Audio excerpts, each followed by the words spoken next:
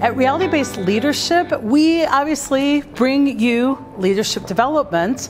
And since that's the business we're in, we got to practice what we preach. So I have my team all together here in sunny LA, and we're at an incredible experiential team training led by IGEOS.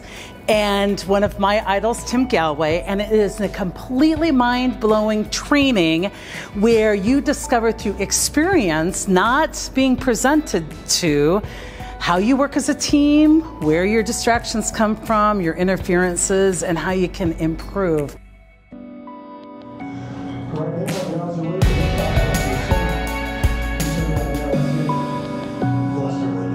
A personal dream of mine is coming true. We are at Tim Gallwey's Tennis Inner Game of Work workshop, and this was actually the first book that was given to me when I was 16 years old from a coach of mine that said, if you're into this mindset stuff, you should start really learning this. And so we're here going through their workshop, experiencing it to see what it's like with our content and seeing where it can come together. And so, like, seriously, a dream come true. I'm losing it.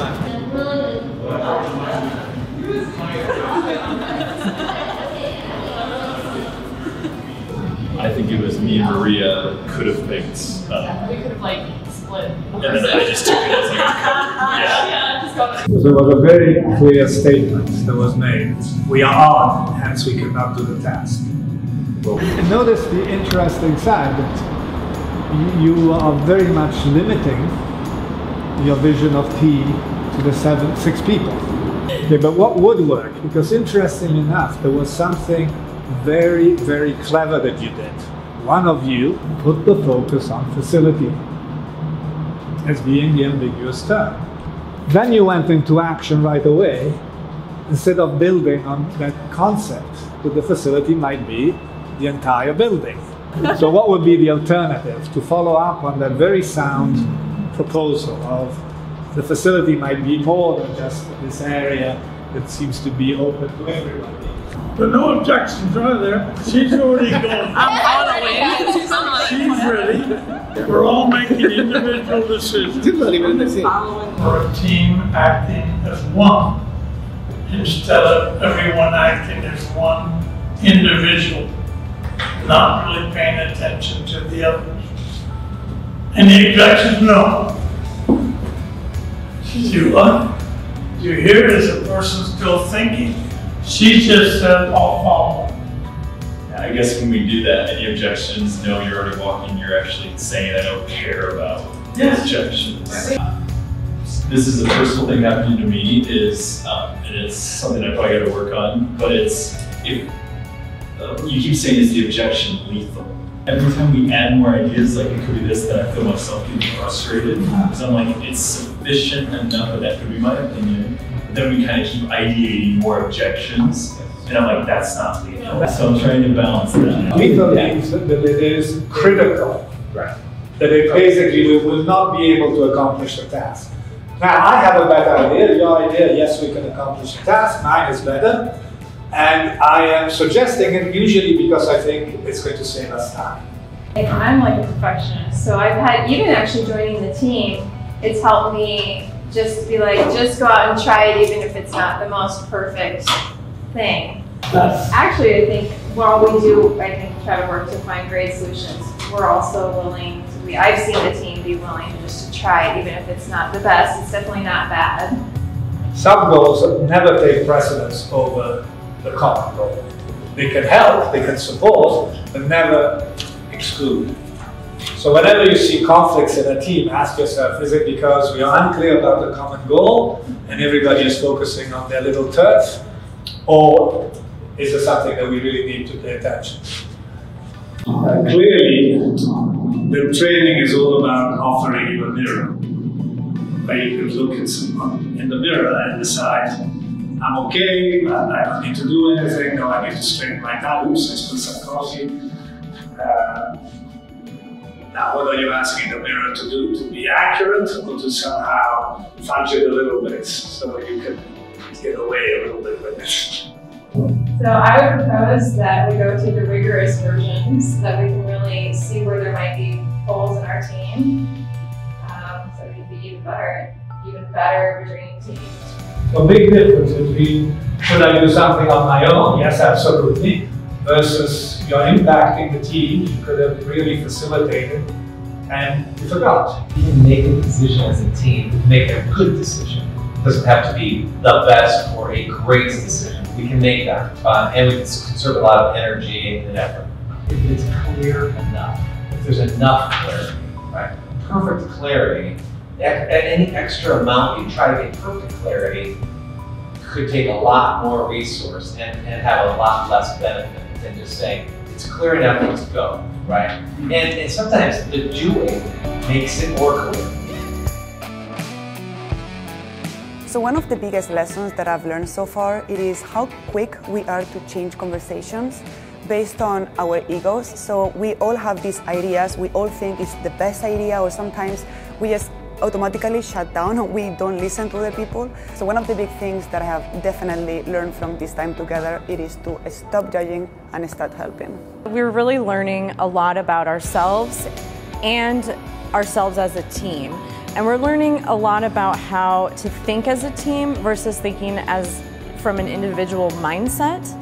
And it's just been really incredible to see the progress that we've made as a team already just in a couple of days. Not only do we get the amazing, beautiful weather here, but we have the chance to build our teamwork and become better people. Potential minus interference equals performance. He's working at 50% of his potential. He's so scared his potential is decreased.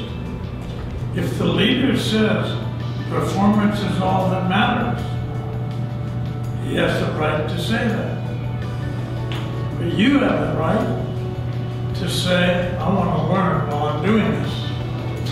I want to enjoy it. I want to enjoy it. That I'm just so scared that I'm going to disappoint people that sometimes I don't speak up when I should. Idea of what do I know for sure? What's reality? What's the interference? How does that reinforce the interference of this is my identity, I am the pattern, versus how can we add the lens of non-judgmental awareness? I'm noticing that I didn't talk earlier when I had this idea. The observation of what is real versus I am the thing that I'm feeling. In a high-performance team, it should be a matter of seconds to agree on a proposal. It's because the element in play is not whether I like the proposal or not, but whether the proposal is going to allow us to reach the goal. 100 people being able to agree in 30-45 seconds. Because there's a discipline. The discipline is not I want to say my piece. The discipline is my piece going to contribute to the goal. So the challenge here is to hold accountable the people that say stop when they shouldn't be saying stop. That's the challenge. It's messy. But it's not messy because we're trying to reach consensus. It's messy because people are unconscious in the way that they take that responsibility.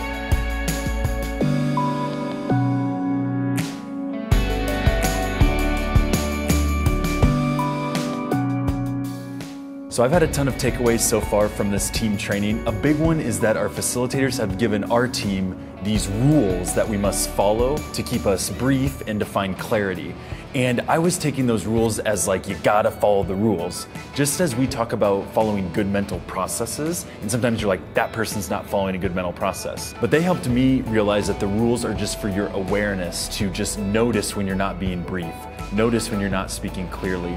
Notice when you're not actively listening. And so using rules or a good process as just awareness is really helpful to keep you awake to what's going on in the workplace and in your world. We have learned rock solid strategies for enabling a team to be very clear on what they agree and don't agree with. I consider it a critically important tool to creating functional and high-performance teams. We're learning things about each other that I don't think we even understood or realized, so we're becoming much more conscious about all of that and having a ton of fun in the process and learning how we can potentially partner with this amazing group.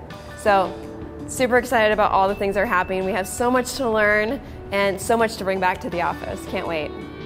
The team, the reality-based dream team, has so much to think about. I think our minds have been blown, and it's been such an amazing training experience, and we all have learned so much about our personal interferences, how we get in the way of doing great things together. And I intend to really incorporate and self-reflect and use what I've learned back in our workplace, and you're going to benefit from it.